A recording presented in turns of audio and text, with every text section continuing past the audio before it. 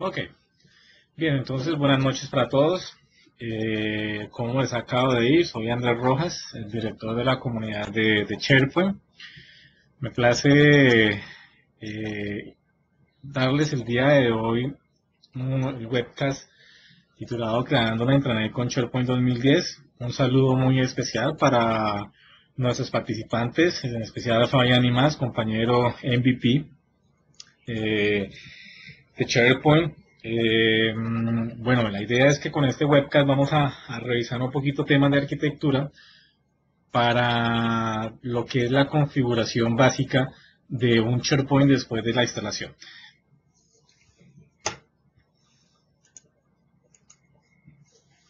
Entonces, mis datos en pantalla pueden encontrar por Twitter, por correo electrónico, el blog. Hago parte de una compañía que se especializa en temas de infraestructura para SharePoint, desarrollo, bueno, etcétera, otras cosas adicionales. La idea del día de hoy vamos a introducirnos un poquito en lo que se hace después de una instalación normal de SharePoint, qué es lo que se debe configurar, cómo se debe iniciar, qué se debe parametrizar, y cositas adicionales que quizás normalmente cuando se realiza una instalación básica no se tienen en cuenta no se tienen en cuenta y quizás en algunos casos es muy conveniente ejecutarlas. Un poquito la agenda, vamos a revisar lo que es la configuración inicial de la granja de SharePoint. Miramos un poquito el tema de la estructura lógica de SharePoint, lo que hace referencia a, a bases de datos, configuración de las colecciones de sitios, etcétera, etcétera. También vamos a ver un poquito lo que son las aplicaciones web y la arquitectura física, que deben de estar ahí, digamos, configuradas. Un segundo, por favor. Bien. Entonces iniciemos un poquito con lo que es la configuración inicial de la granja. Inicialmente, después de que uno instala o de que se hace la instalación básica de SharePoint, la instalación que les permite solamente coger los binarios, compilarlos y crear la administración central, pues es necesario identificar una serie de cosas que hay que empezar a subir, hay que iniciar con la configuración, entre ellas lo que son las aplicaciones de servicio. Las aplicaciones de servicio es un entorno nuevo que se ha creado para la versión 2010 de SharePoint y tiene que ver con esas cositas adicionales que nosotros vamos a configurarle a nuestro SharePoint para que sean ejecutadas. Eh, Luego viene la conexión a aplicaciones, a estas aplicaciones de servicio, que será a través de un proxy, será a través de cada una de las aplicaciones web.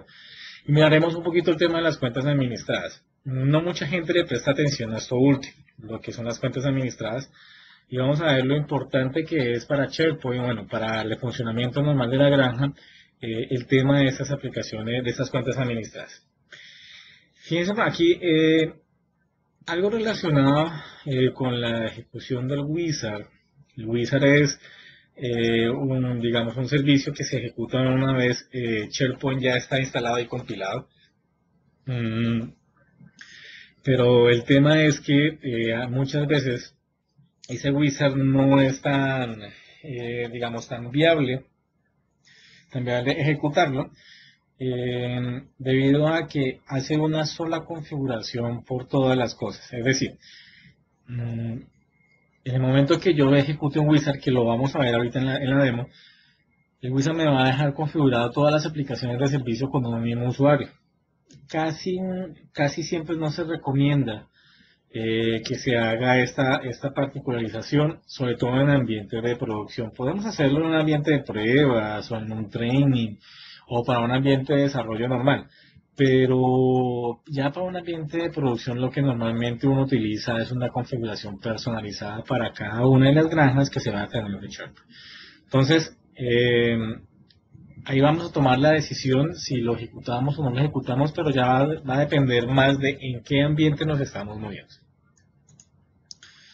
Bien, les comentaba hace un rato de las aplicaciones de servicio.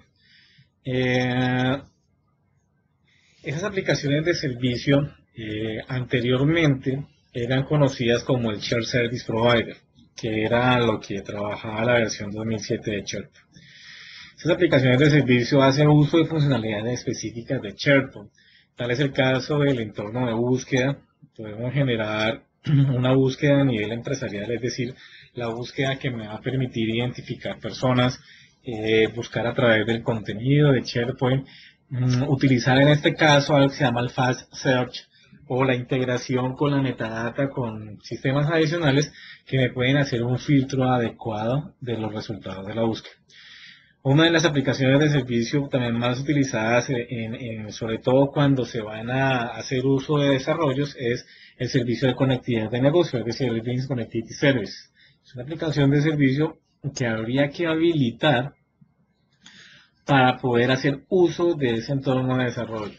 El servicio de metadatos es aquel que me permite a mí identificar, ya sea un sitio web, ya sea un registro, una lista o ya sea un documento con algunas características especializadas.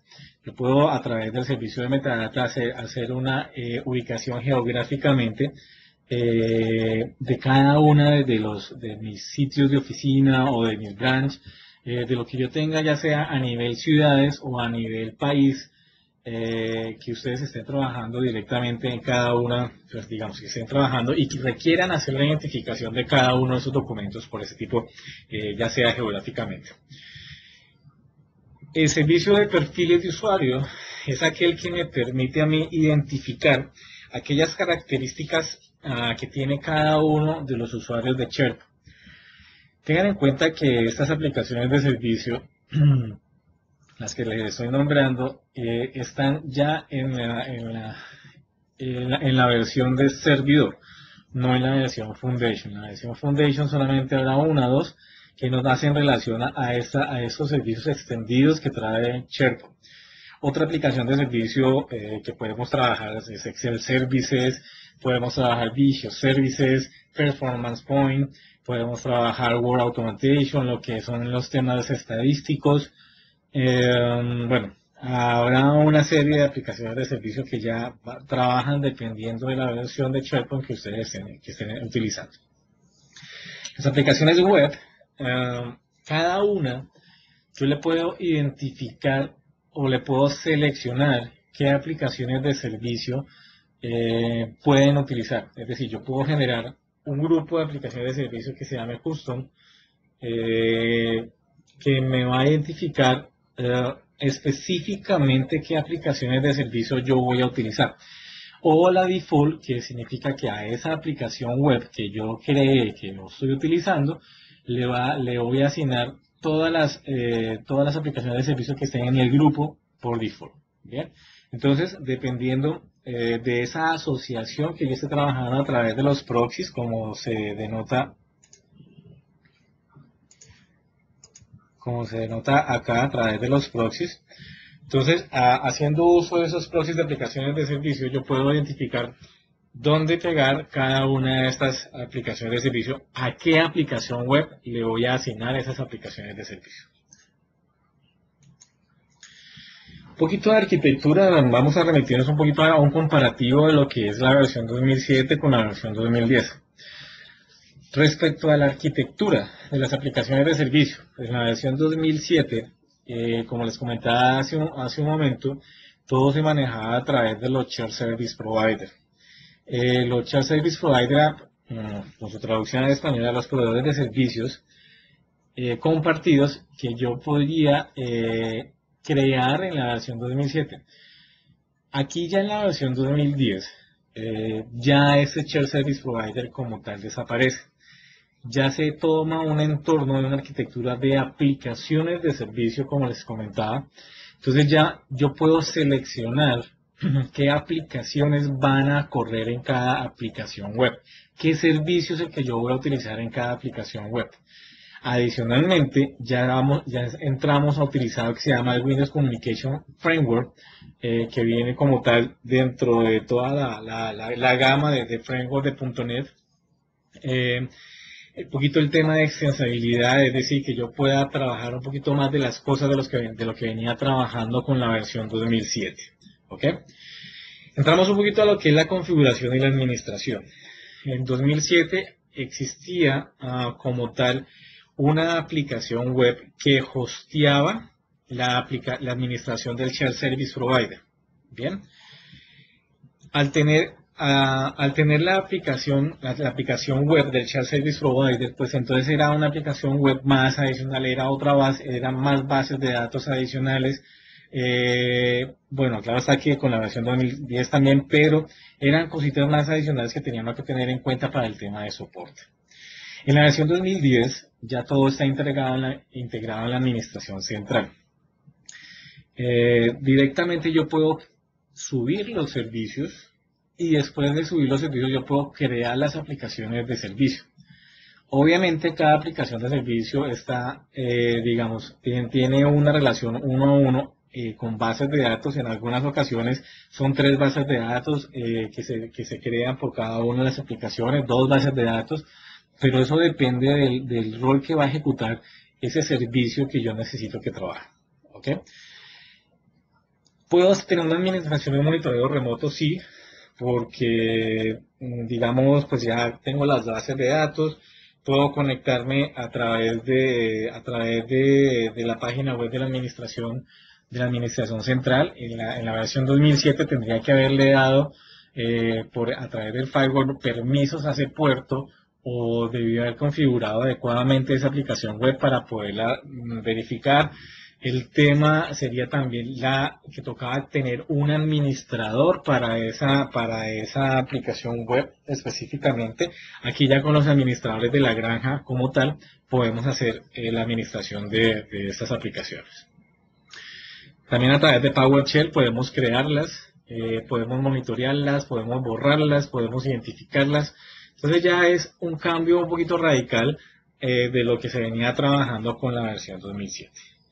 Respecto a la topología, pues todos los servicios estaban en la versión 2007, todos los servicios estaban en un mismo Share Service Provider. O sea que si se me caía ese Share Service Provider, se me caía absolutamente todos los servicios que yo estaba utilizando en esas aplicaciones web.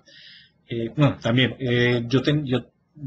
se creaban varios servicios Share Service Provider, y a esos Share Service Providers yo les agregaba como tal las aplicaciones web. Aquí ya es diferente, a cada aplicación web yo le voy a agregar las aplicaciones de servicio. Entonces en la versión 2010 tenemos las aplicaciones de servicio van por aplicaciones web. Yo puedo crear un grupo de proxies para poder identificar a qué grupo es que yo le voy a asignar como tal esas aplicaciones de servicio. Bien. Las cuentas administradas. SharePoint 2010 puede cambiar la contraseña de las cuentas administradas tanto en el directorio activo, pueden cambiar las cuentas administradas en el directorio activo.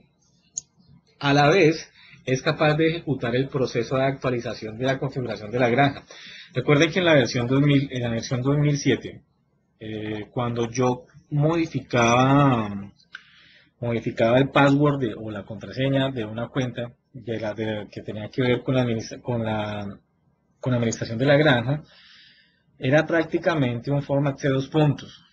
Había que ejecutar unos procesos un poquito dispendiosos y de alto riesgo para poder levantar la granja a la cual se le había cambiado la contraseña.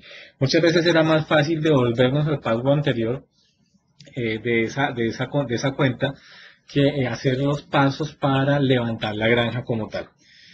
En la versión 2010 ya SharePoint permite hacer la administración, o sea, él mismo puede hacer la administración de esas contraseñas. Simplemente es con una configuración que uno le dice a la cuenta administrada para poder que haga esos pasos.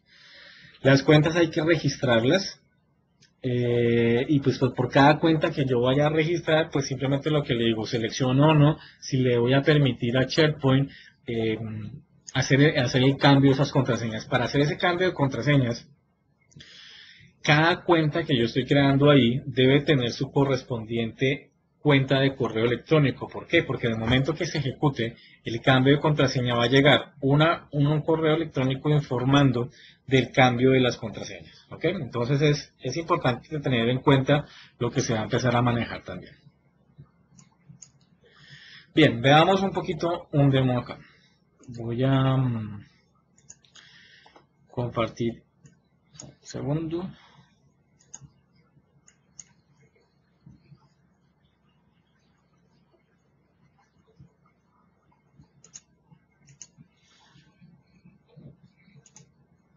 Bien, permítame.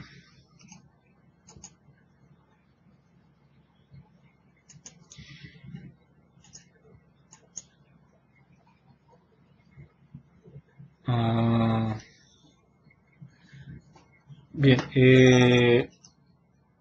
están viendo el escritorio, ¿cierto? Ok, permítame un segundito, entonces venimos acá, un momento acá. Necesito es compartir.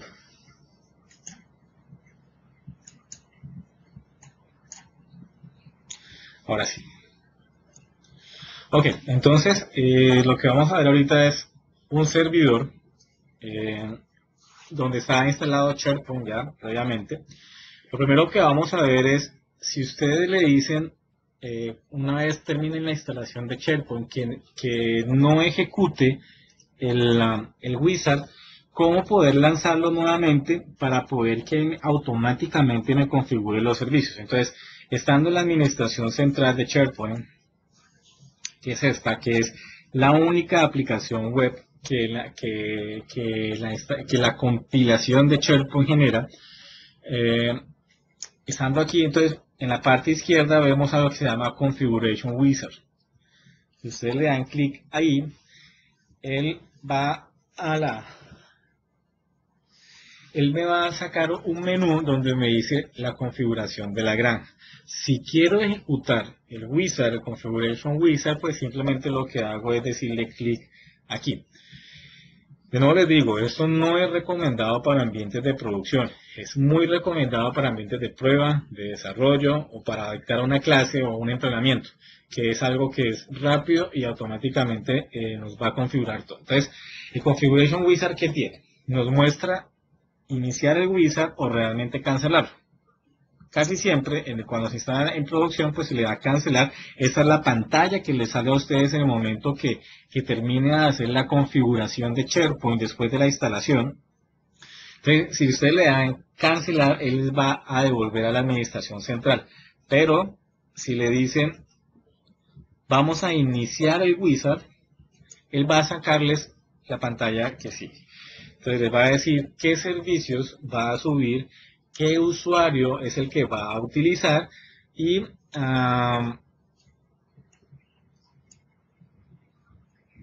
ya, o sea, simplemente eso. Entonces fíjense acá. Si yo no tengo un usuario, porque pues es la primera vez que instalé SharePoint, ya después de la instalación se hizo la configuración y ya salió la administración central, la pantalla que sale así. Entonces, yo le digo, como no tengo una cuenta administrada, que la vamos a ver ahorita, le digo aquí, selecciono que me cree una cuenta automáticamente. Esa creación de la cuenta me solicita un username y un password. El username aquí deben anteponerle el dominio de donde ustedes van a sacar esa cuenta. ¿Por qué? Porque si no lo anteponen, él va a asumir que eso es una cuenta local. Bien, entonces es importante que si están utilizando cuentas de dominio, le antepongan el dominio de la cuenta y la contraseña. Una vez llenan aquí la información, acá en esta parte de la información, pues ustedes vienen a seleccionar cuáles son esos servicios que vamos a utilizar en nuestra granja. Así como sube los servicios, también crea las aplicaciones de servicio. Entonces, esto simplemente lo que hace es ayudar para que esa configuración sea un poco más rápida, pero entonces hay que tener en cuenta que todos los servicios que yo seleccione aquí, que ya los vamos a ver, van a quedar ejecutándose con un mismo usuario y es el que tenemos acá. Por eso les digo nuevamente, no es recomendable hacer esto en ambientes de producción. Entonces, el Wizard sube los servicios de Access, todo lo que son el registro de aplicaciones, lo que tiene que ver con el Business Connectivity Services, que es lo que les comentaba ahorita que se usa mucho para temas de desarrollo, lo que funciona con Excel Services. Si ustedes tienen dentro de su organización el Lotus, pues aquí podemos tener un conector. Más que cualquier cosa, no es para leer los correos de Lotus Note en un sitio, no, es más para buscar información en los servidores de Lotus. Bien, lo que tiene que ver con el servicio de metadatos, si vamos a ejecutar temas de inteligencia de negocio, pues deberíamos subir el Performance Point. Este Performance Point me permite hacer la integración directa entre Reporting Services, Analysis Services y SharePoint, ¿no? Me permite configurar cada uno de los servidores. Si es que tengo la integración, entonces me permite configurar dónde va a quedar alojado el servidor, donde van a estar los reportes, las conexiones a datos, etcétera, etcétera, etcétera. Si ustedes van a manejar Project Server dentro de esta granja, pues aquí también habilitan el servicio de Project Server, habilitan lo que es la búsqueda a nivel empresarial, el tema de seguridad para el acceso a las aplicaciones web, algunos desarrollos, como es el caso de Infopad, necesitan esta aplicación de servicio que se llama el servicio de estado, para verificar en qué estado se encuentra cada una de la visualización que ellos están haciendo. Entonces, normalmente, o también cuando ustedes van a arrancar un flujo de trabajo en una plantilla de publicación. Si ustedes no tienen habilitado este State Service o servicio de estado, el flujo les va a decir que no puede hacer el render o que no puede enlazar como al contexto donde está trabajando. Entonces, simplemente cuando les salga ese error es porque no tenemos creado un servicio de estado o la aplicación de servicio de State Server. Lo que tiene que ver con el uso y la salud de la información, bueno, de la granja que estamos trabajando, lo que tiene que ver con la aplicación de perfiles de usuario que les comentaba hace un ratico. Entonces es crear como tal un perfil dentro de SharePoint, pero que traiga toda la información del directorio activo, es decir, a ese objeto usuario yo le puedo modificar las propiedades como tal, es decir, la dirección, el teléfono, correo electrónico, el cargo, quién es el jefe, etcétera, etcétera. Y así, con este servicio, yo puedo sincronizar a SharePoint con el directorio activo. O viceversa. Yo puedo, así como puedo traer la información del directorio activo, también le puedo decir a SharePoint, oiga, modifique estas propiedades del directorio activo. Bien. La aplicación de servicio de vicio, todo lo que tiene que ver con estadísticas y análisis, y lo que tiene que trabajarse directamente con Word. Entonces aquí le vamos a decir cancelar. Si yo lo hubiera hecho next ahí, pues entonces va a empezar a ejecutar la configuración la configuración de esas aplicaciones de servicio. Bien, una vez se ejecute el Configuration Wizard, pues lo primero que él va a hacer es subir los servicios que van a ejecutar las aplicaciones de servicio. Fíjense que aquí yo no subí el conector de Lotus. Bien, entonces él simplemente le dijo yo no lo voy a tener en cuenta. Y no subí el servicio de automatización de Word. Entonces, de resto, todas las demás él las configura. Bien, entonces, una vez el Wizard termine, los servicios quedan activos y después él va y activa las aplicaciones de servicio. ¿Dónde las encontramos? Entonces, estando aquí en la administración central, vamos donde dice Manage Service Application o administrar las aplicaciones de servicio, le damos clic ahí y entonces ustedes van a ver ahí configurado una serie de servicios, pero ya como aplicaciones, ¿ok? Esas aplicaciones de servicio son las que suben directamente y se configuran. Adicionalmente, si yo voy a configurar, permítame ahora aquí SQL un momento, si yo voy a configurar todas las aplicaciones de servicio, porque ejecuté el wizard y todo eso, él va a crear aproximadamente, ese wizard va a crear aproximadamente unas 16 o 17 bases de datos en SQL Server, cada una con su correspondiente, o sea, bases de datos correspondientes a las aplicaciones de servicio. Entonces, permítame, yo les voy a mostrar acá.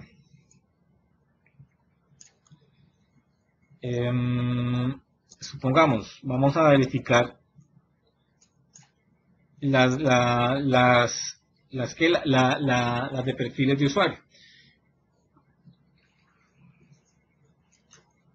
Entonces, las bases de datos de perfiles de usuario, voy a decirle aquí que me cree una nueva, para mostrarle simplemente la cantidad de bases de datos que él va a crear. Es esta que se llama User Profile Server Application. Como ya subí el servicio de sincronización con el directorio activo, lo activo aquí directamente. User Profile Service Application. Entonces, cuando yo le digo que me cree una nueva aplicación de servicio, pues aquí le voy a poner el nombre. Profiles Service App. ¿Listo? Bueno, Service Application. Seguido de esto, él me va a decir, venga, usted necesita crear un pool de aplicaciones o necesita asignarle un pool de aplicaciones del Internet Information Service. ¿Esto para qué? Pues para que gestione la conectividad a esas aplicaciones de servicio. Entonces, si yo quiero crear una nueva, pues simplemente le pongo el nombre ahí en la creación o hago uso de algunas que ya existan. En este caso, pues existen esas. Dependería de la cantidad de usuarios simultáneos que ustedes van a trabajar también para crear o utilizar o reutilizar este tema del pool de aplicación. Entonces, en mi caso, vamos a decirle que cree una nueva. Fíjense que aquí aparecen ya las cuentas administradas. Bien, ya vamos allá, ya llegamos allá a las cuentas administradas, vamos a dejarla aquí por defecto. Grábense un momentito en la cabeza que esta cuenta se llama sbc.iis y ya entramos a revisar el tema de las cuentas administradas. Entonces, selecciono aquí la cuenta administradas que yo ya he configurado previamente, le doy el nombre del servidor y aquí empezamos a crear bases de datos. Entonces, fíjense que la primera base de datos se va a llamar así, el perfil. Entonces, es donde va a quedar todo el tema de la información del perfil del usuario como tal. Si yo tengo un usuario que conecta a SQL Server, yo puedo decirle que utilice la autenticación de SQL, pero casi siempre se le deja la autenticación de Windows, que es el usuario con el que nosotros estamos trabajando o con el que estamos administrando la VA. Si tenemos un servidor que actúa en nuestra infraestructura como un failover, pues aquí vamos a ponerle nombre. ¿Esto para qué? Como en dado caso que tengamos una sincronización de base de datos entre un servidor y el servidor de failover, SharePoint va a identificar que hubo fallo en el servidor principal y lo va a transmitir directamente al servidor de failover. ¿Ok? Eso es un tema ya más de arquitectura que tienen que empezar ustedes a definir el momento que vayan a crear una granja para su administración adecuadamente en la parte de infraestructura. Seguido de eso, pues viene toda la información de la sincronización de la base de datos. Fíjense que aquí ya es una segunda base de datos. Bien, entonces ahí vamos a guardar toda esa sincronización que traemos con el directorio activo, cuáles son las propiedades que vamos a sincronizar, si vamos a sincronizar, vamos a traer la imagen del directorio activo o si la imagen de SharePoint va a ser la imagen que va a quedar dentro del directorio activo. Entonces ahí ya depende de la configuración que ustedes tengan. Y lo mismo, la autenticación y también un failover. Por último, pues viene todo lo que tiene que ver con el entorno de redes sociales. Es decir, aquí en esta base de datos va a quedar la alineación o los enlaces a, oiga, esta página me gusta, todo lo que tiene que ver con los ratings, todo lo que tiene que ver con ese entorno social de mi sitio como tal, toda esa parametrización que yo le ponga a mi sitio dentro de la aplicación de servicio de perfiles. Failover nuevamente. Bien, aquí me dice, si yo tuviera muchos servidores dentro de mi granja, yo puedo decirle aquí cuál de esos servidores es el que va a ejecutar el proceso de sincronización. Si tuviera 5 servidores, yo puedo elegir entre esos 5 cuál de esos servidores es el que va a tener ese rol de sincronización con el directorio activo.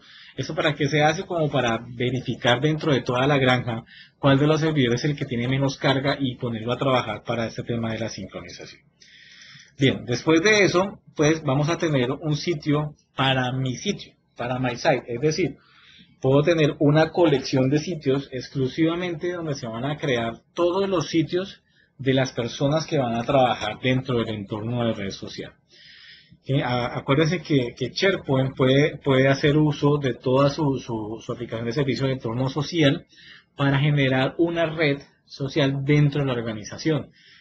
Podríamos hablar de una red social tipo LinkedIn, una red social tipo Facebook, etcétera, etcétera, la que ustedes quieran o el parecido que ustedes quieran trabajar. Entonces aquí simplemente lo que hacemos es agregarle esa URL de donde va a quedar hosteado ese sitio. Pero hay que tener una salvedad. Este sitio debe tener una particularidad y es que debe tener la plantilla de MySiteHost. ¿Bien? Venga, vamos a abrir aquí un momentito otra vez una instancia diferente de la administración central. Y les muestro la plantilla que debería tener ese sitio para poder trabajar. Entonces voy a decir acá Application Management, voy a decirle que cree una colección de sitios porque esa es la que yo necesito. Voy a decirle que sea en esta aplicación web, que la trabaje. Le voy a poner acá que se llama Perfiles Web. ¿Ok? Ya tengo una URL, le voy a decir acá, no sé, webcast my. Le voy a decir que la cree en inglés, pero fíjense que aquí no aparece, en colaboración no aparece todavía esa plantilla. Esa plantilla va a aparecer aquí en una pestañita que se llama Enterprise o Empresa. Y entonces eso nos da a saber que la versión de MySite o del entorno de red social va a estar configurada únicamente con la versión Server Enterprise de SharePoint. ¿Bien? No vamos a tenerla ni en el Foundation ni en el estándar. Por aquí tengo la plantilla que se llama MySiteHost y esa es la plantilla que yo debería crear para asociarla aquí en MySiteHost. ¿Ok? Entonces voy a decirle aquí que la vaya creando. Voy a poner aquí el usuario administrador principal y un administrador secundario. Muy conveniente tener los dos. ¿Ok? Entonces ahí le digo yo, ok, arranque. Entonces mientras que va a crear aquí esa colección de sitios con esa plantilla de MySiteHost, pues aquí simplemente lo que yo le voy a decir es, vea, yo voy a necesitar que usted me cree todos mis sitios en algo que se llama, lo que creé anteriormente, esa colección de sitios, desde PowerShell, MySite. Esta es la colección de sitios donde se van a alojar cada uno de los sitios de esta aplicación web. Me explico.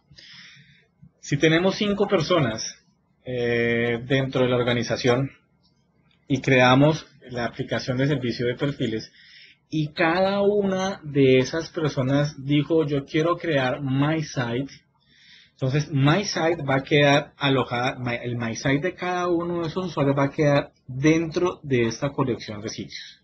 ¿Ok? Va a tener una ruta administrada que se llama personal. Si la quieren poner Pepito Pérez, pónganle Pepito Pérez. Si le van a poner cualquier cosa, pónganle cualquier cosa. Bien. Pero entonces lo importante es saber que dentro de esta colección de sitios van a quedar los sitios personalizados. Entonces aquí ya me dijo que ya la creó, le voy a decir ábranla y ustedes se van a dar cuenta que el home de esa colección de sitios va a tener la plantilla de MySite. Entonces mientras que lo abre, sí, sigamos acá. Bien, para resolver problemas dentro de la aplicación de servicio de MySite, pues aquí le digo simplemente MyUser y ya, la creo. Entonces fíjense que aquí ya viene el tema del grupo de proxies que les comentaba de las aplicaciones de servicio. Si yo quiero que esta aplicación que estoy creando, en este caso la de perfiles, esté dentro del grupo por default de ese proxy, le digo que sí. Si no, yo puedo crear grupos para asociar esas aplicaciones de servicio. Como normalmente no tenemos, digamos, dentro de una organización, no vamos a requerir sino una aplicación por cada uno de los servicios, pues es muy recomendado que le dejen que sí, que utilice proxy por default. Ahora bien, si ustedes van a utilizar un hosting de SharePoint, pues entonces ahí lo más lógico es que cada aplicación web que ustedes vayan a crear, pues cada una de esas tenga su propio grupo de aplicaciones de servicio. Bien, entonces no le voy a crear, pero simplemente quería mostrarles a ustedes que algunas aplicaciones de servicio requieren más de una base de datos. Esta es la que acabamos de crear, la colección de sitios. Era para mostrarles que necesitábamos tener la plantilla de hosting. Ok. Permítanme un segundo.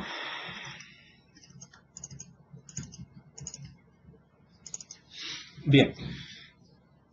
Ya después de identificar, digamos, el wizard y las aplicaciones de servicio, pues entonces ahora sí veamos lo que son las cuentas administradas. Las cuentas administradas pues va a ser algo que tengo que configurar al inicio o en la medida que vaya necesitando cuentas administradas las voy creando. Si ustedes se dieron cuenta, cuando estábamos creando la aplicación de servicio de perfiles había un enlace ahí que me decía, ¿quiere crear una nueva cuenta administrada? Si eso lo hacemos ahí directamente, pues él me va a desplegar una pantalla. Si no, si lo queremos hacer manualmente, si lo queremos hacer directamente dentro de la administración central, pues vamos a la administración central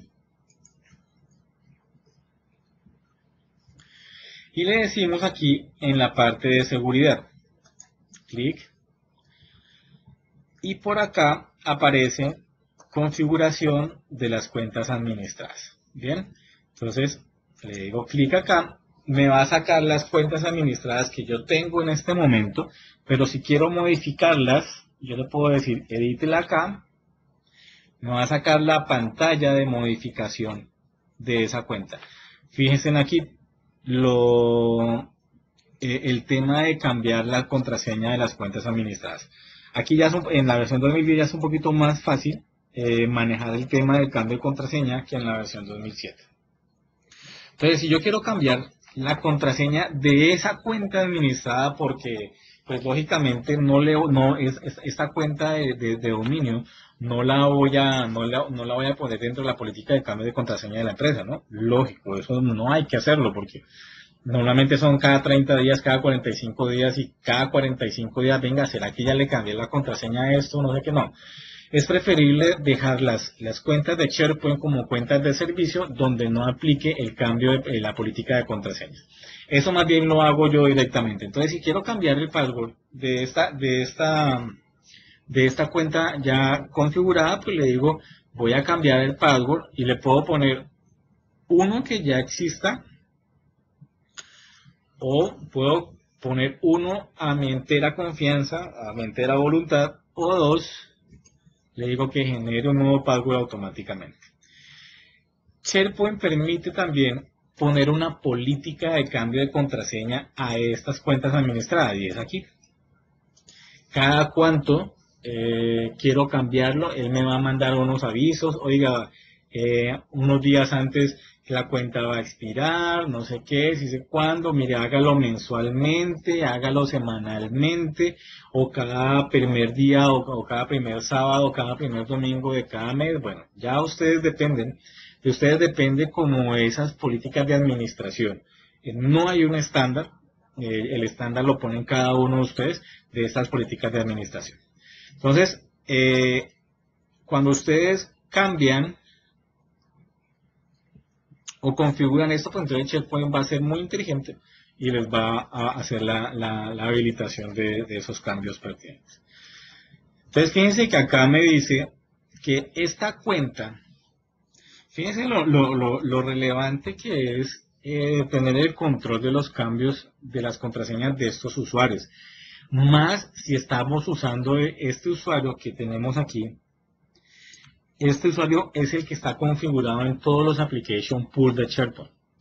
Entonces, si no es el más importante, el usuario más importante de la granja es uno de los más importantes. Porque ese usuario se llega a dañar y se cae todo SharePoint.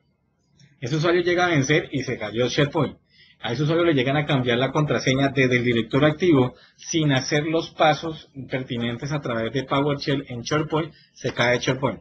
Entonces es preferible decirle a los administradores de dominio, decirle, diga, necesito que estas cuentas, cuando se vayan a crear esas cuentas, hay que mandarle un correo electrónico y diciendo, necesito estas cuentas, por favor aplíquele una contraseña y no los ponga dentro de la política de cambio de contraseña del directorio activo. Es muy importante que no quede dentro de esas políticas. ¿Por qué? Porque lo hago aquí directamente dentro de la misma herramienta. Entonces, este usuario, que es el usuario que maneja el pool de aplicaciones de Internet Information Service, fíjense que hace, ¿sí?, a todas, tanto aplicaciones web como aplicaciones de servicio. El usuario maneja todas esas. Que si es recomendable o no recomendable, pues eso ya depende de sus políticas de disaster recovery. En mi caso, normalmente siempre dejo una sola cuenta que administra todo lo que tiene que ver el entendimiento con el Internet Information Server. Entonces, de esa forma se cambiarían las contraseñas. SharePoint no se afectaría porque él ejecuta los pasos secundarios después del cambio de contraseña para que no haya ninguna caída o baja de servicio. Ojo, también, ¿no? No hay que hacerle, no hay que configurarlo para que lo haga al mediodía los miércoles, ¿no? O sea, es importante normalmente tomar precauciones, quizás un viernes en la noche o un sábado en la noche, tampoco lo hagan un domingo a la 1 de la mañana, ¿no? Llega a pasar algo y el lunes a las 6 de la mañana tenemos al gerente de tecnología soplándonos en el oído. Entonces, hay que validar esas políticas de disaster recovery y cómo las vamos a manejar. Casi siempre se ejecutan un viernes de la noche. ¿Para qué? Para no interferir en la funcionalidad operativa de cada una de estas aplicaciones web. Muy bien. No sé si tengan alguna pregunta hasta el momento.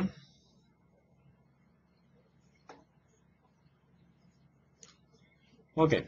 Entonces, permítanme, yo regreso a la presentación. Bueno, vamos a mostrar el Wizard, las aplicaciones de servicio y el tema de las cuentas administradas. Bien, continuemos.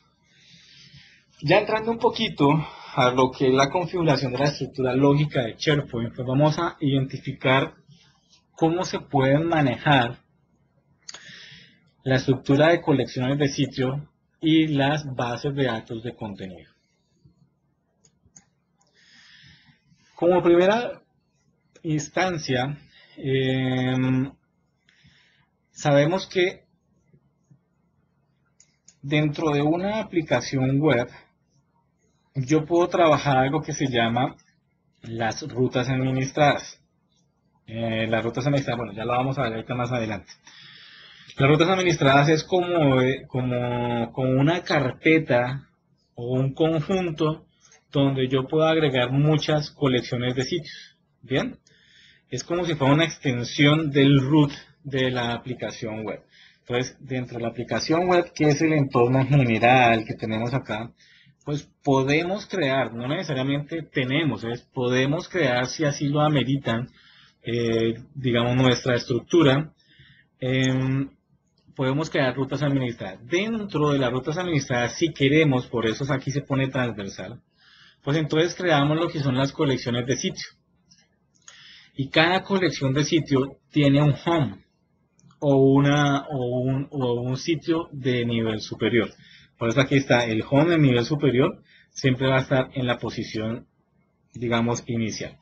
Miremos las colecciones de sitio como si fueran un vector n-dimensional, por decirlo de una manera, cuya posición cero de ese vector va a ser el home. En este caso se le conoce como el sitio de nivel superior, que va a ser un sitio de una plantilla que nosotros estipulemos. Bien. Dentro de esas colecciones de sitio, y al tener un sitio, pues podemos tener dentro del sitio listas. Dentro de listas tenemos carpetas y dentro de esas carpetas tenemos ítems. Bien, un ítem va a ser un registro que hace el símil. Vamos a poner por acá. Un momentito, por favor. Vamos a ponerlo así.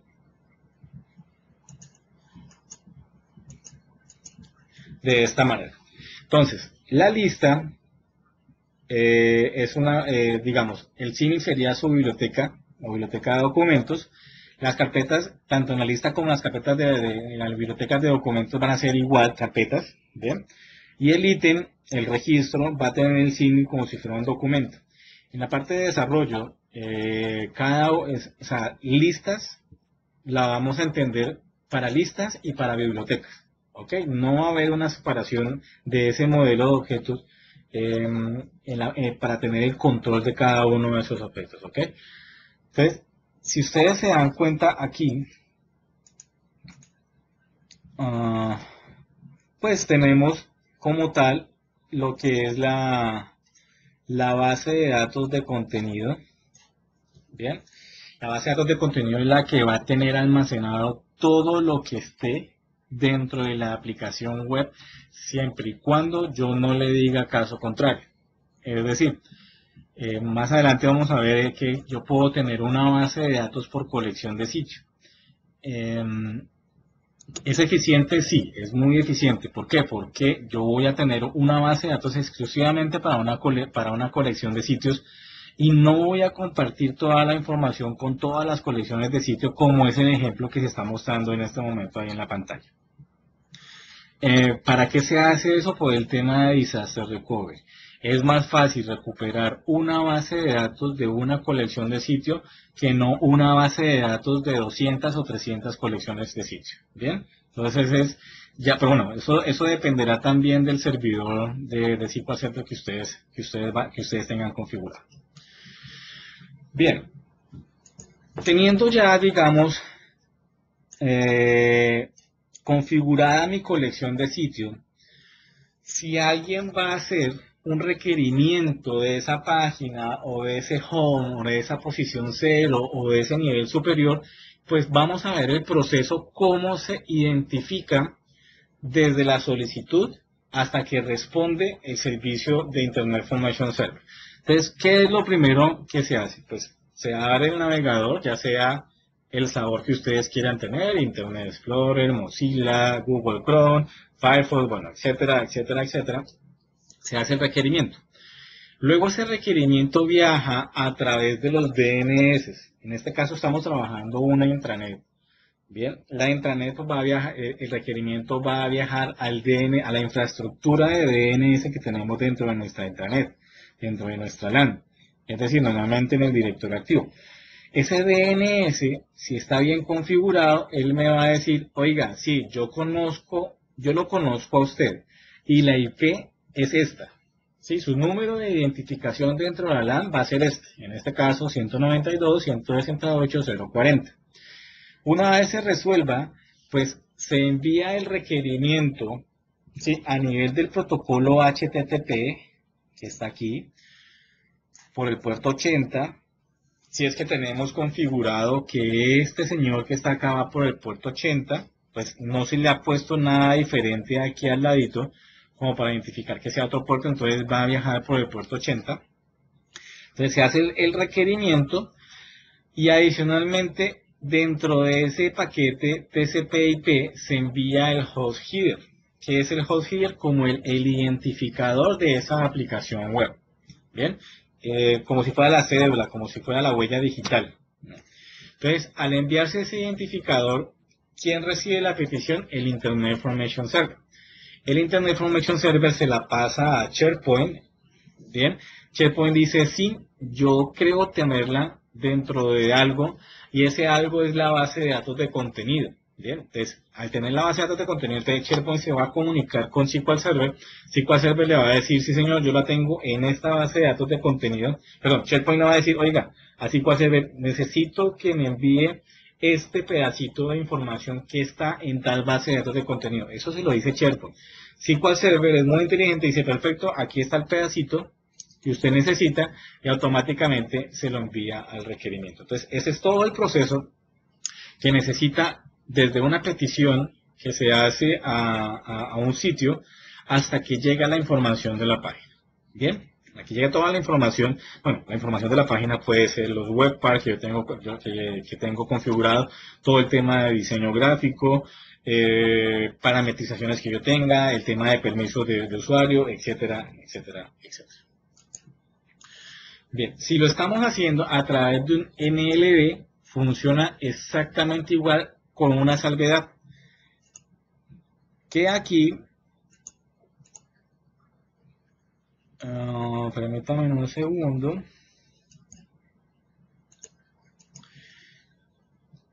que estos señores de acá operan dentro de un balanceo de carga. Es decir, si yo sé que por día entran, no sé, 500 usuarios o 600 usuarios o 700 usuarios concurrentes, pues lo más práctico es para mejorar el rendimiento dividirle la carga a los servidores. Para eso se configuran algo que se llaman los servidores web frontend. Y esos servidores web frontend van a tener únicamente 3 o 4 servicios habilitados que son los que necesitan para ejecutarse.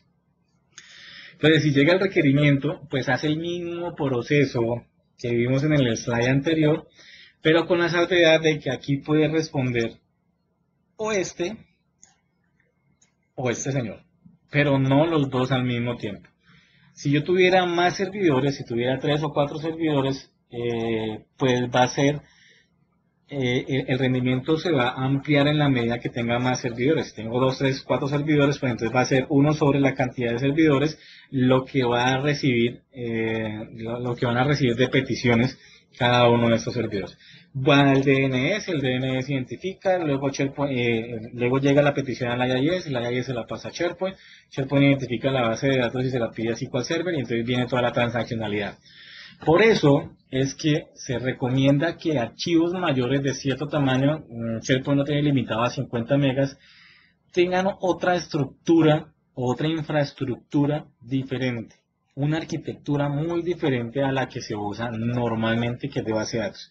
Ustedes se imaginan si subiendo, no sé, que simultáneamente 100 usuarios hacen el requerimiento a un sitio y dentro de ese sitio tengo, no sé, 30 videos, que cada video pese 100 megas y que simultáneamente 40 de esos 100 usuarios van a ver el mismo video. Entonces, un video, una persona son 100 megas que va a solicitar la base de datos. 40 personas, pues van a ser 100 megas por 40 personas. Y entonces ahí vamos a empezar a tener problemas con el tema de rendimiento. Para eso se hace una configuración ya sea con el blob caché o se utiliza el remote blob storage. Que eso es algo que lo vamos a ver, en los siguientes webcasts. Bien, entonces ya entendiendo esto, pues venimos acá. Vamos a verificar primero la creación de una aplicación web. Entonces vuelvo a compartir acá. Ok, si tienen alguna pregunta, por favor, es el momento.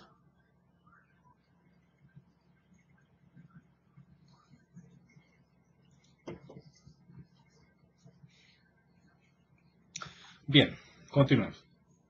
Entonces, vamos a crear una aplicación web. Estando en la administración central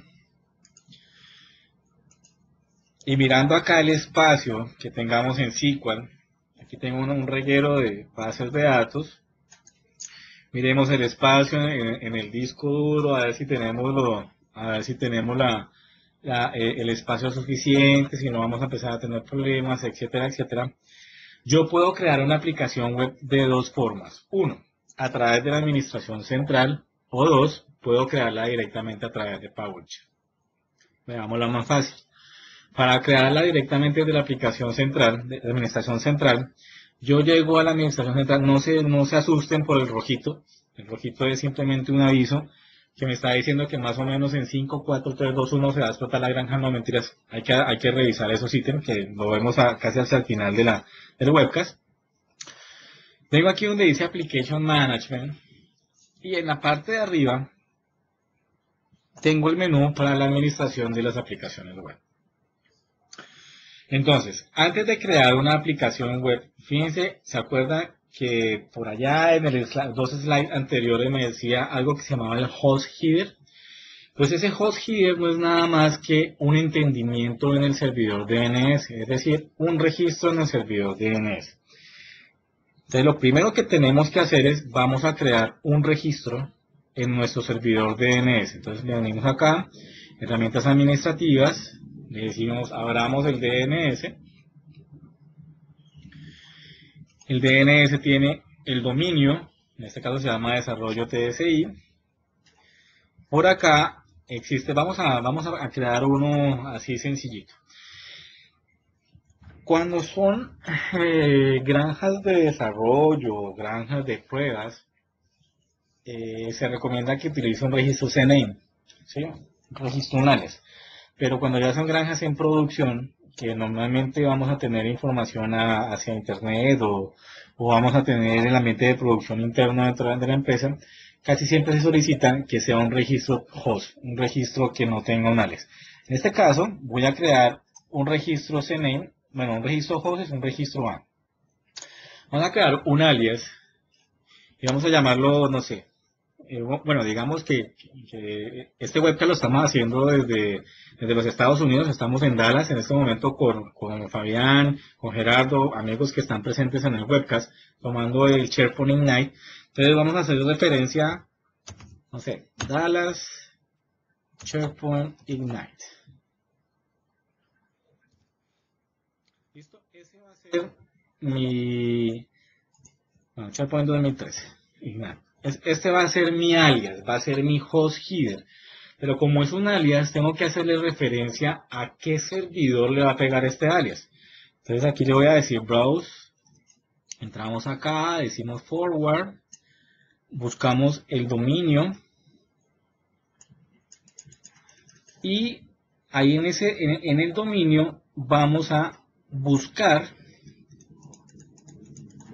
a qué alias le vamos a pegar. En este caso, tengo este.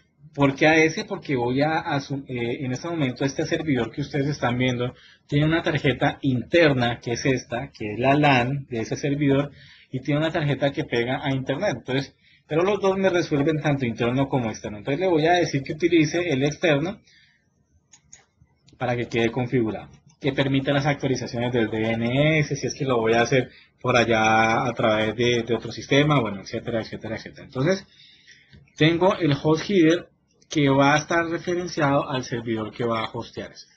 Y ok, ahí ya lo creamos. Entonces, aquí tenemos Dallas SP 2013 Ignite y vamos a hacer la prueba de que responda realmente ese alias. Entonces aquí le voy a decir un ping.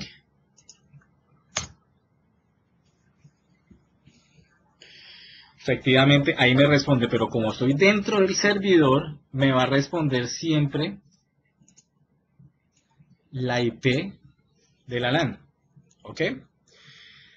Ahora, después de eso, digamos, mi máquina va a obrar como si fuera un ISP. ¿Ok? Entonces aquí estoy trabajando con Hyper-V. Entonces, necesito después de eso para que mi máquina reconozca esa ese host header, voy a necesitar, voy a compartir aquí todo el escritorio, mejor. Voy a necesitar modificar algo que se llama el registro, el archivo host. Entonces, el archivo host está donde está Windows, System32, la carpeta que se llama Drivers, la carpeta que se llama etc, y luego aquí está el archivo host. Le voy a decir modifíquelo, pero modifíquelo con un notepad. ¿Ok? Y ahí me abre todos los registros DNS locales de mi máquina. Mi máquina no está dentro del directorio activo de la máquina donde está hosteado SharePoint. Entonces voy a necesitar invocarlo desde acá. La IP pública a la cual le referenciamos es 192.168.137.220. Y esto se va a llamar Dallas SCP 2013 Ignite. Entonces aquí le decimos guárdelo. Y ahorita hacemos la misma prueba que hicimos acá en el servidor interno. ¿Ok? En el servidor interno nos respondió la 2050-5010. Ahorita yo le voy a decir acá que abra y que haga un ping a eso. Entonces fíjense que aquí ya me responde la 20.168.137.220. Muy diferente a la que tenemos interna. Bien, entonces volvamos acá.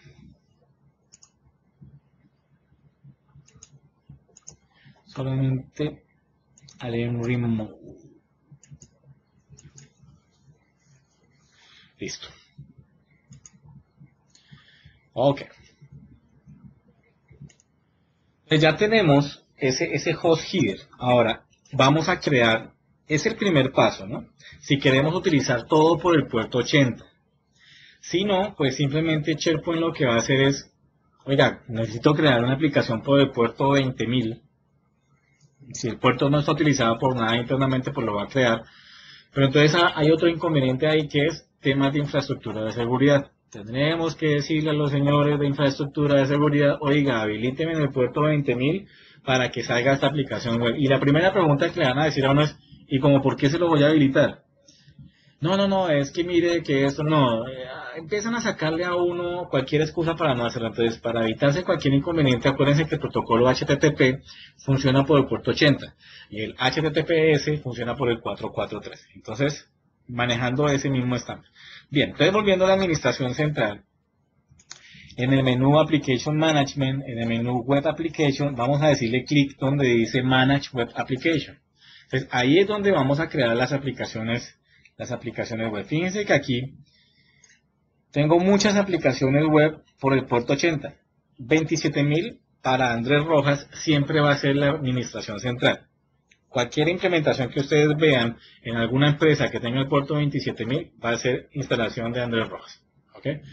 Un amigo anteriormente le presté mi máquina y le dio por crear una aplicación en el puerto 400. Esos puertos no se deben utilizar porque son puertos muy reservados para el sistema. Son puertos reservados de pronto para conectividad con el directorio activo, para algo que se ejecuta. Entonces hay que tener en cuenta el rango de puertos IPs que podemos utilizar. Bien, estando en ese menú, le vamos a decir nueva aplicación.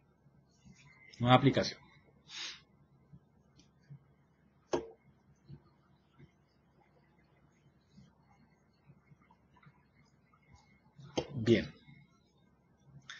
Y aquí viene lo interesante. El tema de autenticación. Por defecto, SharePoint siempre me va a decir que la autenticación sea a modo clásico, es decir, en el TLM. Pero si estamos haciendo una extranet, casi siempre se recomienda que utilicemos claims. ¿Qué es claims? Que me permite una autenticación alterna, un tipo de autenticación alterna a la NTLM o Kerberos. Esa autenticación alterna normalmente se conoce con la sigla FBA o Phone Based Authentication. Pero no necesariamente el Phone Based Authentication quiere decir que yo esté pegándole a una base de datos de usuarios, no. Ese Phone Based Authentication puede ser un LDAP, puede ser una red Nobel, puede ser una red establecida en un Linux, puede loguearse al sistema de directorios de Oracle, bueno, ya que ustedes permitan trabajar. Para efectos del webcast vamos a dejarla aquí en modo clásico.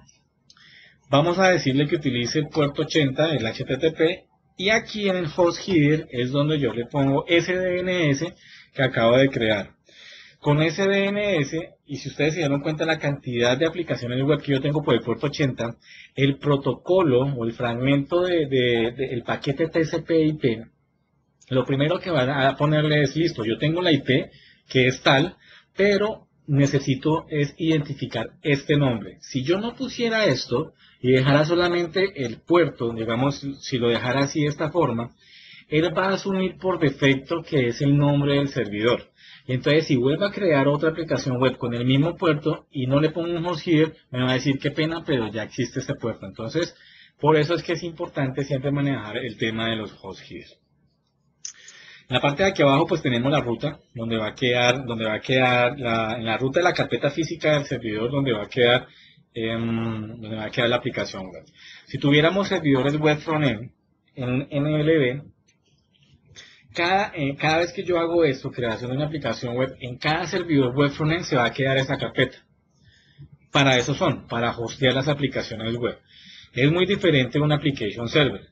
Miren, un application server tiene todas las aplicaciones de servicio, pero los web frontend o los web frontend solamente van a tener activos 2 o 3 o 4 servicios dependiendo de las necesidades. Vamos a decirle que utilice NTLM, no que utilice Kerberos, que no va a permitir anónimos. No vamos a manejar SSL.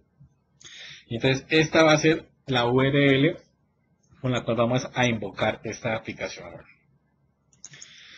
Lo mismo el application pool, que si vamos a utilizar una o vamos a crear una nueva, creemos una nueva. Fíjense que volvemos a ver el usuario de la cuenta administrada, que es el IIS, lo volvemos a tener aquí. Procuren utilizar un usuario para manejar todo el tema de lo que tiene que ver con Internet Information Server. Luego viene aquí el servidor de base de datos y por acá viene la base de datos de contenido, donde se va a crear esa aplicación web. Entonces, aquí voy a ponerle algo que me identifique que esa base de datos pertenece a una aplicación web. Porque ¿qué saco yo con decirle así, base de datos de contenido y que todas las nombres así? Pues obviamente no me va a permitir nombrarlas así. Pero si yo identifico a qué pertenece, pues va a ser mucho más fácil darle soporte a esa base de datos. Que sea la autenticación de Windows, el file server, el index server y ya miren acá todo lo que tiene que ver con las aplicaciones de servicio. Yo tengo la default, que si se dieron cuenta cuando estaba creando la aplicación de perfiles, estoy diciendo que sí, que me llega a la que me cree el proxy group de default, que lo utilice, entonces que la agregue ahí. Pero también le puedo decir custom. Custom es que yo pueda seleccionar cuáles van a ser esos servicios que yo voy a utilizar. Entonces la vamos a crear custom, le voy a decir, voy a utilizar Excel Services, voy a utilizar el tema de desarrollo, voy a utilizar Reporting Services. Necesito asegurar todo el tema del estado de la sesión y perfiles. Esas son las únicas que yo voy a trabajar. No le voy a poner estadística ni nada de más. Entonces, eso va a ser lo único que yo le voy a habilitar de las aplicaciones de servicio. Le voy a decir, OK. Entonces ahí se me va a demorar un poquito creando la aplicación, creando la base de datos, etc. Miremos por acá un momentito el SQL Server. Voy a decirle que refresque aquí las bases de datos. A ver si ya envió. OK. No ha creado todavía la base de datos de contenidos, pero ya en un minuto la va a crear. Entonces, de esa forma creamos aplicaciones web. Bien. Siguiendo con el demo, colecciones de sitios. Pues ya vimos cómo crear una colección de sitios, que fue cuando creamos la aplicación de servicio de perfil, en la que iba a almacenar todos los sitios de MySite de cada uno de los usuarios. Bien. Ok. Miremos un poquito qué trae, bueno, mientras que se crea aquí mientras que se crea la aplicación web. Miremos un poquito, entonces, lo que tiene que ver con ese menú de colecciones de sitio. ¿Sí? Lo que podemos nosotros administrar a través de ese menú, como tal. Entonces, venimos por acá, vamos a abrir.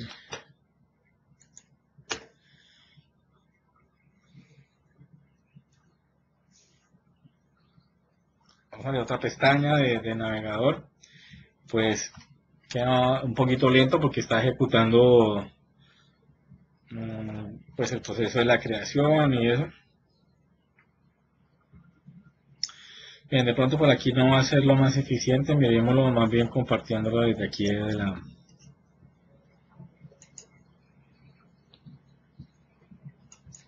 desde aquí.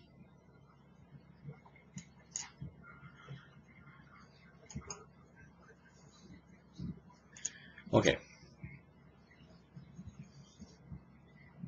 Listo.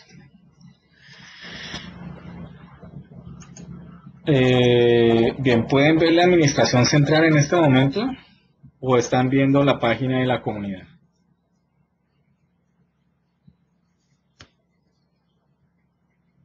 Bien. Entonces entremos aquí al tema de Application Management.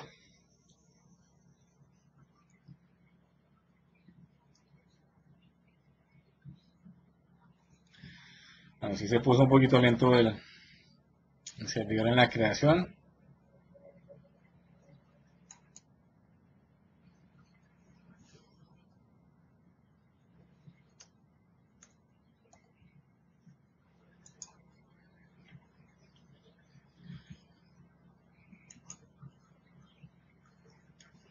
Bien, esperemos a que cargue un momentico.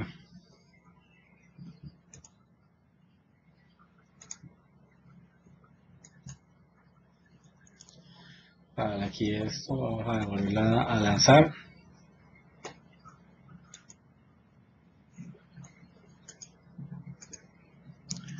Bueno, creo que me va a tocar continuar. Y después mostrarles el tema de del menú. Ok, continuamos. Entonces, le damos aquí un momento.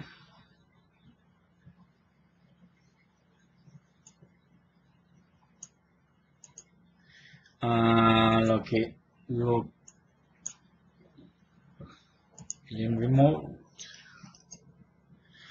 miremos aquí la base de datos que ya la creó. Es esta que está aquí. Bien. Entonces ya está ejecutando todo el proceso de generar el esquema de la base de datos, crear todas las tablas, los enlaces pertinentes, bueno, etcétera, etcétera, etcétera. Le vamos aquí.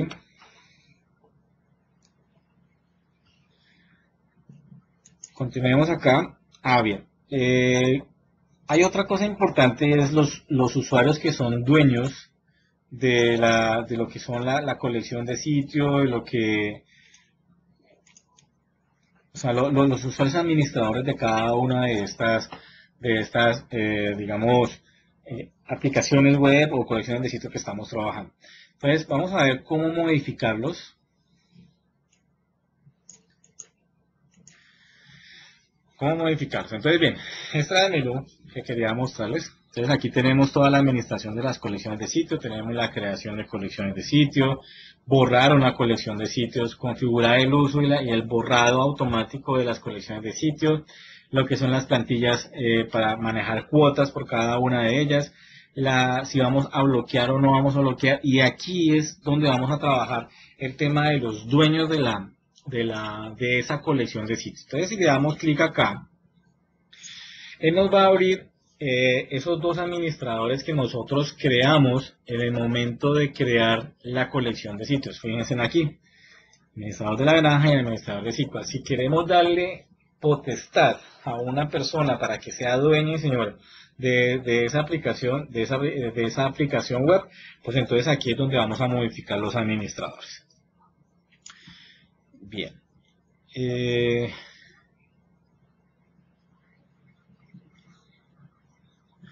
Ok. Veamos un poquito el tema de las cuotas. Esto es bien importante también manejarlo porque las cuotas nos va a permitir a nosotros establecer un tamaño máximo por la colección de sitios, por la aplicación web. Entonces, las cuotas son las que nos van a definir, oiga, usted va a manejar cierta cantidad de tamaño en la base de datos, de ahí no se va a mover. Entonces, las cuotas las especificamos acá, donde están las plantillas de cuota. Entonces, ahí le damos clic. Vamos a decirle que yo quiero crear una nueva plantilla, una plantilla en blanco o que ya tenga precedente con otra que ya hayamos trabajado. Entonces vamos a decirle que deje una plantilla en blanco. Le voy a decir aquí que la plantilla se va a llamar de la misma forma como creamos la aplicación web.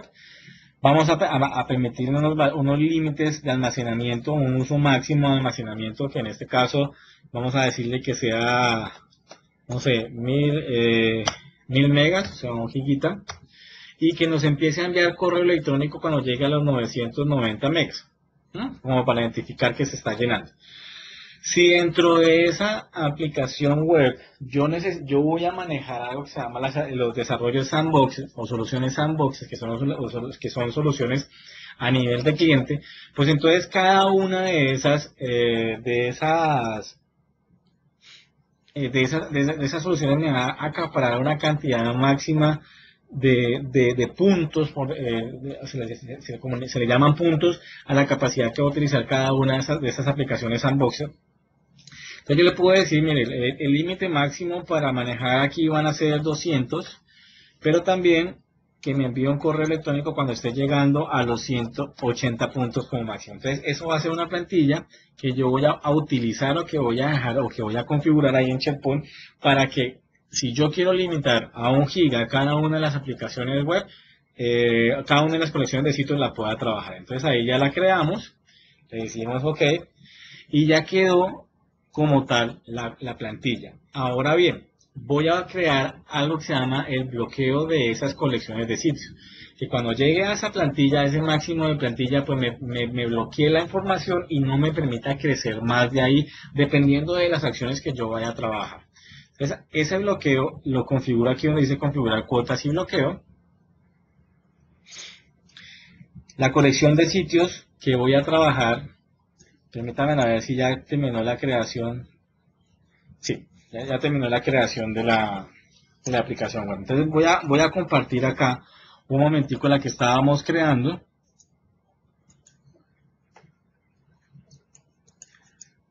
Bien.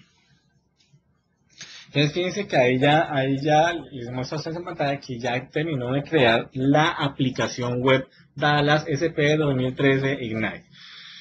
Entonces, una vez terminada, entonces creamos la colección de sitios. El hecho de crear la aplicación web no quiere decir que ya hayamos creado el home. Bien, el home tenemos que crearlo. Entonces, lo vamos a crear desde aquí, le damos clic, le voy a decir acá webcast. Fíjense que aquí tengo un root. Bien. Y le voy a decir que la plantilla que utilice es una plantilla de equipo. La voy a dejar ahí. No le voy a poner cuota. Fíjense que aquí le voy a decir que no cuota, porque la voy a modificar después. Y aquí le voy a decir username, el otro usuario, que estos son los dueños de esa colección de sitios. Entonces, mientras que crea, ahí la colección de sitio, volvamos otra vez a donde estábamos ahorita trabajando.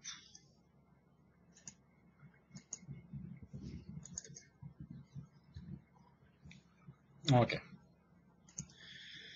Entonces, aquí me está solicitando a qué colección de sitios voy a aplicarle yo esa cuota que vamos a trabajar. Entonces aquí me dice, seleccione la colección de sitios a donde usted va a asignar esa cuota. Entonces, voy a decirle aquí que me cambie la colección de sitios. Fíjense que aquí ya tengo perfiles configurados. Tengo el perfil de webcast ahorita. Voy a cambiar la aplicación web y le voy a decir la que acabo de crear, esta que está acá. Bien, voy a seleccionar. Ahí me aparece el root, que es la única que hemos trabajado. Ya me dijo, perdón, me devuelvo otra vez un momentico aquí al Entry Mode, me dice que ya quedó perfecto, que ya creó la colección de sitios. Entonces le voy a decir, ok, no hay ningún problema. Voy a volver a donde estoy haciendo la creación. Bien. Y entonces ahí ya me dice que la colección de sitios que yo voy a trabajar, si tuviera más aquí colecciones de sitios, en esta parte de acá, pues selecciona, aquí voy a seleccionar solamente el root. Y entonces aquí me dice, bien, ¿usted qué quiere hacer cuando ya se le cumple la cuota? No bloquearla, no bloquear la colección de sitios, o quiere agregar contenido a modo preventivo, y aquí le ubico una información que se le va a mostrar al usuario. Oiga, usted se está llenando la cuota permitida para este sitio, no sé qué. Entonces ahí ya va a empezar información. La puedo poner como solo lectura, esa colección de sitios, para que la gente solamente entre y vea y que no guarde más información, o definitivamente le niego el acceso. Ahí ya de ustedes dependerá cómo maneja el tema. Entonces aquí le voy a decir que sea read only o de solo lectura, y aquí le voy a decir qué plantilla, pues como ya creé una plantilla, qué plantilla voy a utilizar. Entonces le voy a decir que utilice la plantilla que acabamos de crear. Aquí le digo que sea de solo lectura, información, el sitio de solo lectura porque se consumieron los recursos. Un mensaje que va a sacar ahí en pantalla. Entonces fíjense que como al utilizar plantillas ya tengo predefinido cuáles son los tamaños máximos permitidos.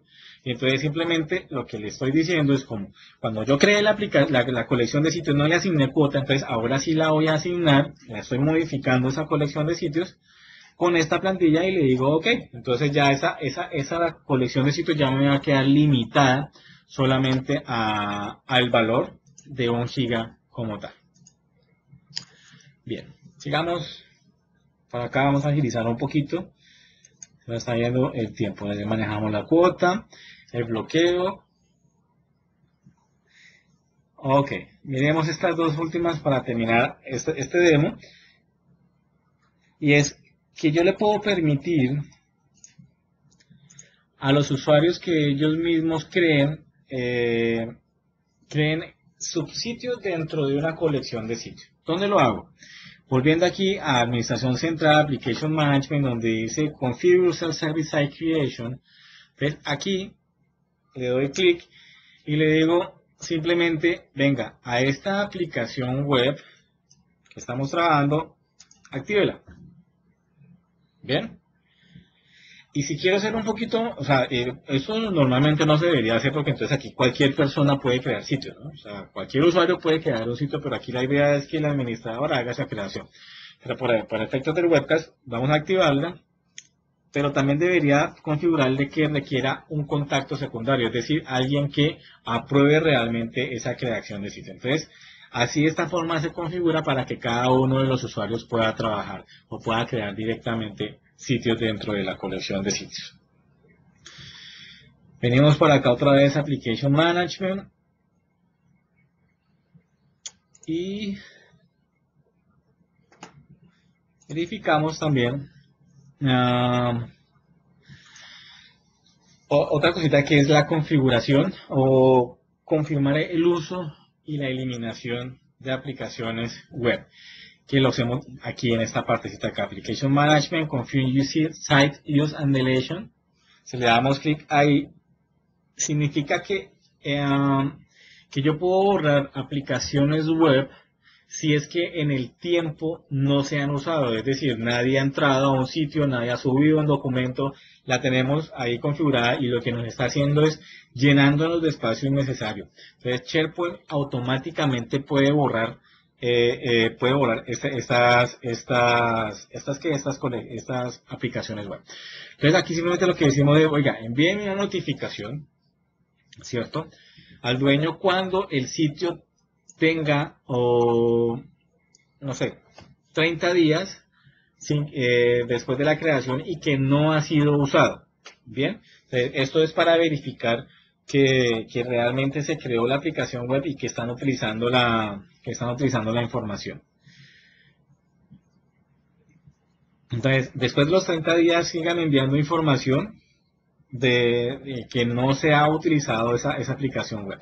Si la quiero borrar después de 28 notificaciones, que es lo mínimo, o sea, él empieza a enviar un correo electrónico y hace 28 notificaciones después de estos 30 días, es decir, tenemos todavía 60 días para ver si sí o si no están utilizando esta aplicación web.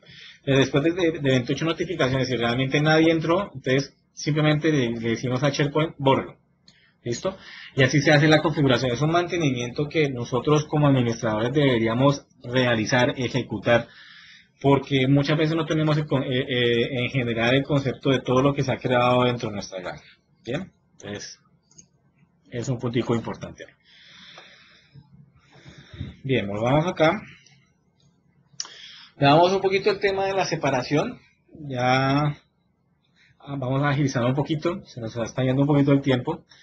Entonces, yo puedo tener, así como puedo tener muchas colecciones de sitios en una misma base de datos, yo puedo tener, como lo tenemos aquí, una colección de sitios que se llama sistemas, una colección de sitios que se llama comercial, en una misma base de datos de contenido. Puedo tener en una misma aplicación web muchas bases de datos de contenido, es decir, puedo tener una base de datos de contenido para sistemas y una base de datos de contenido para comercial. Entonces, ¿esto para qué se hace? Como yo les decía anteriormente, para el tema de administración y el tema de disaster recovery. ¿Qué tiene cada base de datos de contenido? Las colecciones de sitio, ¿sí? Todo lo que tiene que ver con listas, lo que tiene que ver con documentos, lo que tiene que ver con flujos, lo que tiene que ver con parametrizaciones, etcétera, etcétera. Eso está contenido dentro de una base de datos de contenido. La escalabilidad es máximo 300 bases de datos por aplicación web, pero eso va a depender de la configuración del servidor como tal. 200 gigas por base de datos de contenido es soportado. Digamos que hasta ahí es lo recomendado. He tenido clientes que tienen hasta 1 tera en una base de datos de contenido y evidentemente su granja empieza a fallar. Máximo 100 gigas por colección de sitios, o sea, si tenemos una colección de sitios, procuremos no manejar más de 100 gigas por colección de sitios. Podemos tener 250.000 sitios web por colección de sitios y a su vez cada sitio, cada colección de sitios, cada sitio puede tener hasta 2.000 subsitios. Bien, hay un sitio de referencia que ya se los voy a mostrar acá. Permítanme un segundo, por favor, que se llama, son el boundaries o los límites permitidos para la administración de SharePoint. SharePoint o boundaries. Ok, ya la vamos a ver aquí en pantalla. Entonces,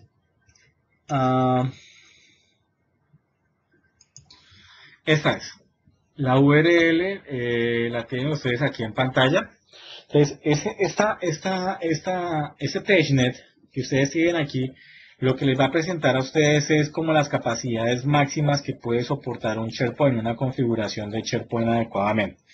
Entonces puedo tener aquí más adelante me dice, pero no voy a pasar un poquito rápido, me dice, ok, los límites para una aplicación web, bases de datos, 300 por aplicación web, zonas 5, rutas administradas 20, el tema de resolución de caché, colecciones de sitios, lo que les estaba comentando ahorita. Y ahí sucesivamente entonces ustedes identifican ya y empiezan a tener en cuenta esa documentación o esa información para la configuración de la arquitectura de la granja que ustedes van a trabajar. Es importante que este documento ustedes como administradores de SharePoint lo tengan en cuenta.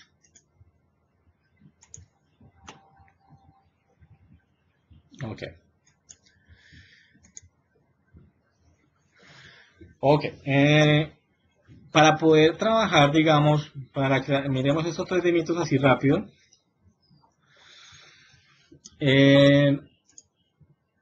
Yo puedo crear bases de datos. Bien, yo puedo crear bases de datos aquí directamente a través de la administración central. Yo le voy a decir acá, mire, en el menú bases de datos, administreme las bases de datos que tenga la aplicación web en este caso. ¿Listo?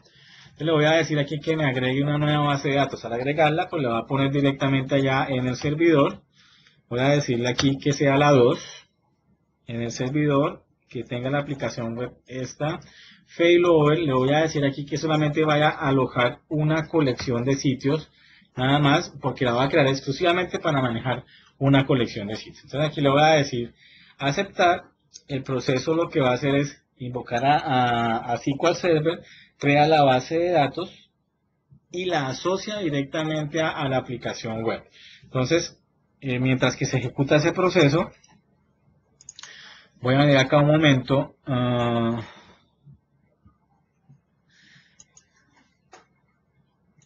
Y vamos a verificar aquí en el PowerShell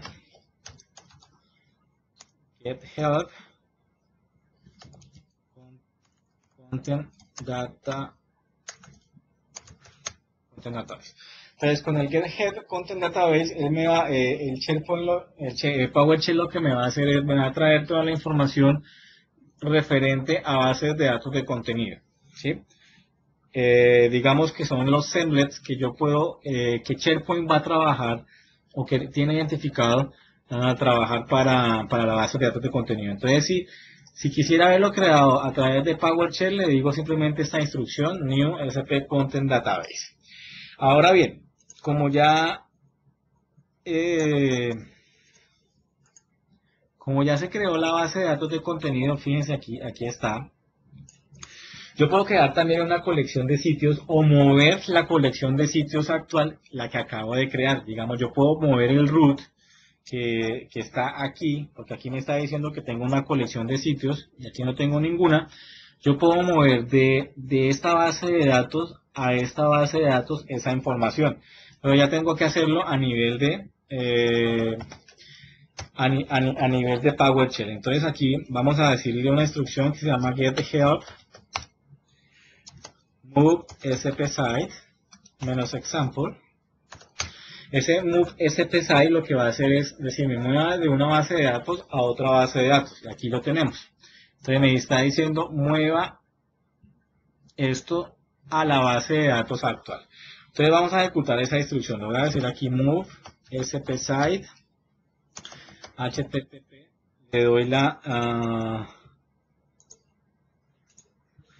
la ruta del sitio que yo quiero mover, en este caso es el root, y le voy a decir menos destination database, y permítame, yo voy a copiar la base de datos acá, el nombre de la base de datos, ya está. Simplemente con esa instrucción, entonces, ¿qué va a pasar? Me va a decir, va a mover la colección de sitios de una base de datos y la va a poner otra. Esto es para el tema de administración y de disaster recovery. Me está pidiendo que si quiero confirmar la instrucción, le voy a decir que sí y la ejecuto. Entonces, en el momento de ejecutarla, lo que va a pasar es que ya no va a quedar la información en la base de datos inicial con la que se creó, como lo ustedes están viendo aquí en pantalla. Ya la sacó de la base de datos inicial, la puso en 0 y la puso en la base de datos secundaria que acabamos de crear. Esto se debe hacer si tenemos muchas colecciones de sitios dentro de una misma base de datos. ¿Ok?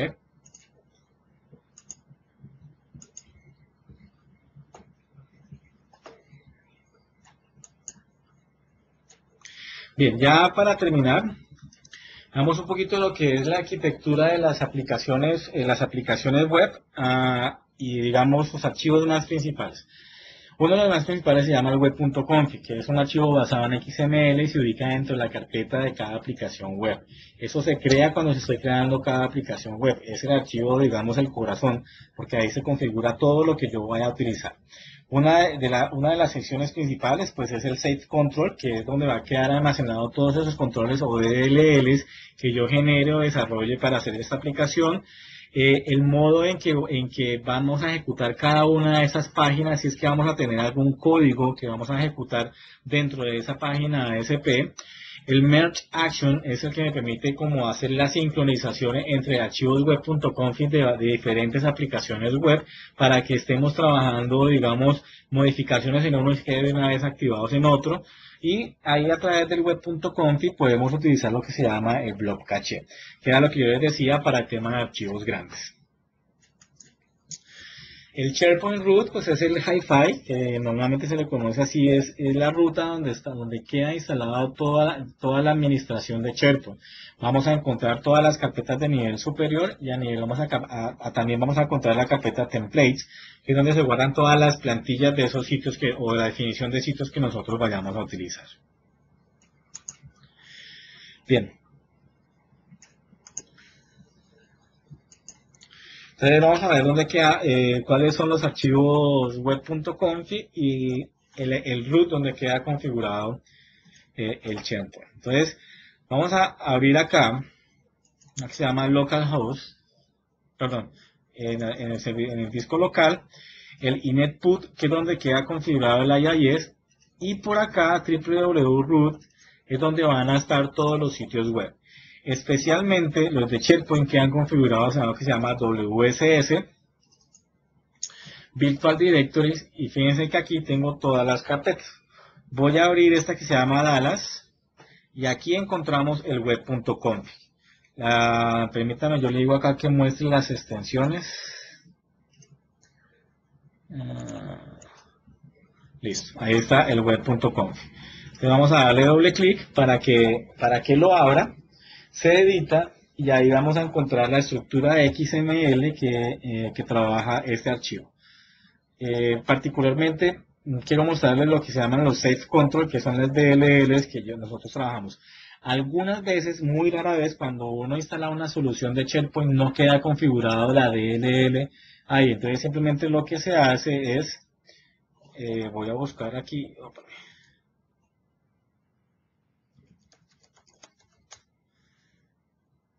¿okay? Entonces aquí en Safe Control queda la configuración de esas DLLs que nosotros tenemos en la carpeta Assembly, en el Assembly que queda configurado directamente ahí en la carpeta Windows. Bueno, aquí no la encuentro, entonces voy a saltarme ese paso.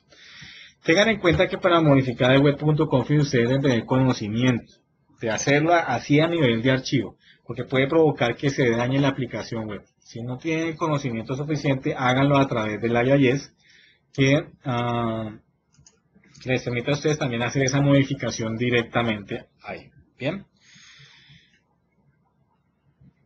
Entonces el IIS, ustedes salen acá.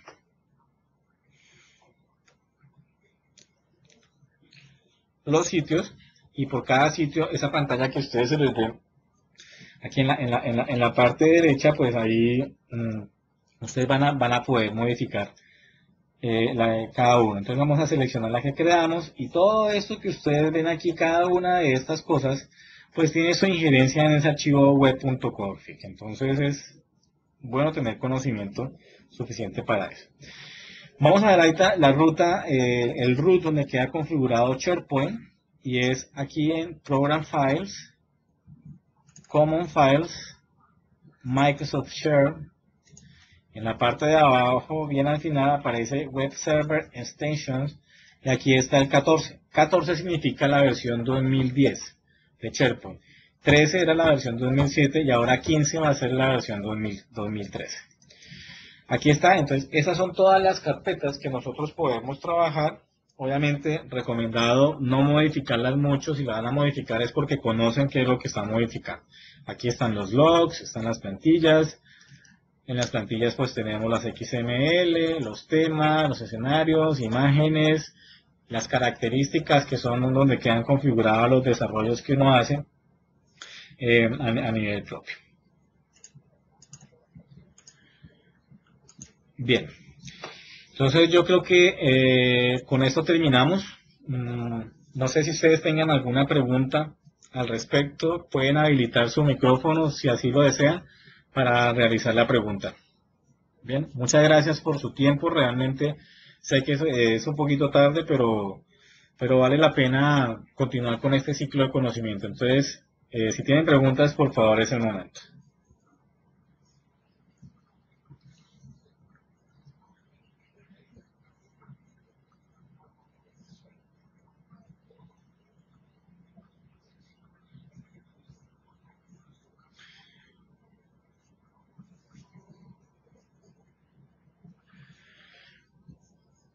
No.